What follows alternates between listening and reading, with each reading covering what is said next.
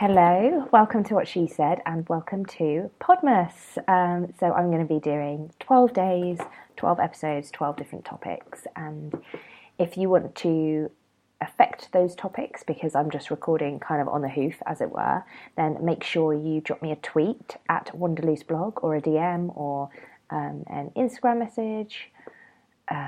Or an email, lucy@wanderloose.com, and just let me know what it is that you'd like me to talk about. So in this 12-minute episode, and I'm going to try not to ramble too much, I'm going to talk about podcasting, because I had a lovely email, a reply to my newsletter email actually from somebody called Flavia, who is the loveliest, and she just asked if I could cover why I started the podcast, kind of what my process is, and I do get quite a lot of questions about that because I think podcasting is such an awesome medium, and people do want to know, is it technical, is it easy to do, why did I decide to do it, and what the benefits are. So I'm a massive fan of podcasts. I'm just going to say, actually, I've got a bit of a cold, so I'm really sorry. I sound a bit nasal. Apologies about that. Anyway, back to the podcast chat. So I love podcasts. I love consuming podcasts. It's kind of one of my favourite ways to listen to stuff on walks, on runs, and I've been a bit obsessed with podcasts for a few years now. And I listen to loads of different types as well. I listen to stuff like This American Life, obviously Serial, My Dad Wrote Porno, and right through to more businessy type podcasts like Jen Carrington's podcast, Make It Happen, is incredible. Sarah Tasker's #Authentic is amazing. Being Boss. I dip in and out of some podcasts, so like I sometimes listen to Jess Lively's, but on an episode by episode basis as opposed to subscribing. The reason I decided that I wanted to start one is, I guess, because when I went on maternity leave, and in fact I think it was even before, it was before that, because I was planning it when I was pregnant, which is probably going back almost 18 months. I wanted to start one because I wanted a bit of a creative outlet. I've dabbled with creating video content, and I have never really enjoyed it, and it's always been a little bit too time consuming. I wanted something that would fit with my freelance career, that didn't require too much technical stuff. I didn't want to have to invest too much in it, and I certainly didn't want to have to be getting out and about when I've got things to be doing at home. So podcasting seemed to be, I really wanted to do it. I love listening to them. So I'm repeating myself a little bit now, so I'll stop. I found the whole process took me a really long time. So from coming up with the idea to actually getting it out did take a really long time, probably almost a year. I knew what I wanted to do. I had the title really quickly. I even started recording some calls pretty quickly. But editing, really, it was such a headache. Now it's crazy because I became a bit, I don't know, paralysed with fear about editing in GarageBand. So there's actually not a lot of information out there. I didn't find useful information on how to podcast, and not like if you Google, how to start a blog, or how do I inject this bit of code, how do I make this bit of my website look like this, and how do I set up a newsletter. I feel like there's so much information out there, but for podcasting it felt like there really wasn't that much out there. But I was very lucky because I had my lovely friend Sam Sparrow, who's a podcasting whiz. She's been podcasting for absolutely donkey's years, so she really helped me.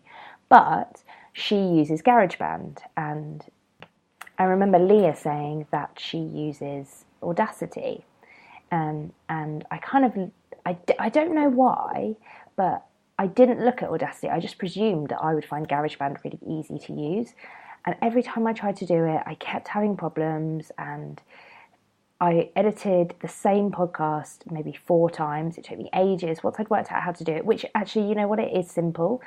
But every time I exported it, all the bits that I'd edited out came back, and it was soul destroying. And it was like an hour-long conversation.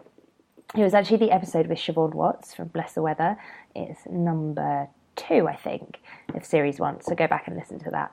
So it was a long one, and it was one of my first ones. So I was particularly rambly, because that's the other thing. Once you start editing things, you then sort of know how to speak in your podcast. So now, especially in my interviews, I don't stop and start in the same way that I used to, and I try to be a bit less rambly. I tend to be a bit more to the point. And maybe I'll leave a bit more of a gap, and I won't constantly be like umming and ahhing when a guest is speaking. I'm not saying that I'm perfect, because I do just really get into it and just end up having a good old chat and forget that I'm recording. But I'm certainly better than I was. Anyhow, so it took me, a really long time, probably 6 months of paralysis, where I was like, no, I just can't work this out. I can't face going back into GarageBand.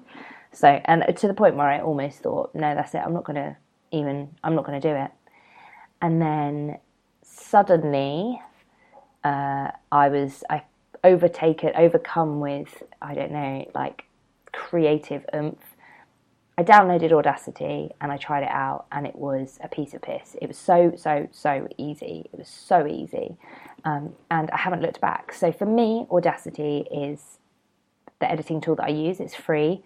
And I find it really simple. But, I think everybody has a different experience. So try out GarageBand, try out Audacity, see which one you like best. So I guess the next step in my process, and this is a very organised step, it's probably the bit that I'm most organised with, is guests. I send them a bit of a not blanket email. I have a bit of a template, so I send them a link to my Calendly, and they pop in a time that suits them, and I let them know what I want them to do. So add me on Skype, make sure that you've got iPhone headphones, little instructions like that. Make sure that you're not sat next to a window where there's a digger outside making loads of noise, things like that. And then I just go and kind of record, have a chat. I started off literally just having a chat, not knowing what was going to come out of the chat. But now I'm probably a little bit more structured, like I know what I want to talk to people about a bit more. So I just had a call with the lovely Charlie Swift. So that's a bit of an exclusive for you. Charlie Swift will be on series 2 of the podcast, and I sort of already knew what I wanted to talk to her about. I hadn't told her that, but which sounds weird and maybe a bit like I'm trying to trip people up, and I'm not. It's just that I have found that when you're talking to people, they don't necessarily appreciate what skills and expertise they have. So I think sometimes people are like, oh God, why would you want to talk to me? I've had that a few times. I'm like, but because you're amazing at this, X, Y, or Z. And they don't necessarily think that they are. But I know that I'm going to find that interesting, and I know that you guys are going to find it interesting too. So I think probably some of my most successful episodes have been where I have known exactly what it is that I want to get out of somebody, and maybe they haven't realised it, but yeah. And what do I do next? And then I have a really big spreadsheet called the podcast master sheet, where I input everything. I have a checklist to do. So the kind of fiddly bits, aside from editing, I'll put in, the date that I'm recording, and then I'll have the checklist. So have I edited it? Have I created the show notes? Have I got a picture? Have I uploaded it to Libsyn, my host? All of those sort of things. And then I'll have the date that it's going live, the episode number, whether it's explicit, all of the things that I need, that I'll need to come back to perhaps. And then I have a separate page where I track my downloads by episode. And I just do it per episode per month. So it's quite good to see. So at the end of series 1, for example, I looked back over all of the episodes and which one was successful. And in some cases, I've put notes in, like there was a technical issue here, or this particular one, there was an outsourced edit, or, there was something special happening this week, or I did an Instagram post that did really well talking about it for this one. And then I went back and sort of analysed, and what I found was the things that did well were a combination of big names. So Sarah Tasker's episode went really, really well. I knew it would. Monica's episode did really, really well. And that's episode 3, Monica Stopped from the Travel Hack. So there's, and then there were other things that did really well, that might have been a combination of the title being a good title and I sold it well, or it was a really interesting topic, or, whatever. The people really, the topic really resonated with people, or it was just a person. So a good example of this might be Fifi from Whimsy and Grey.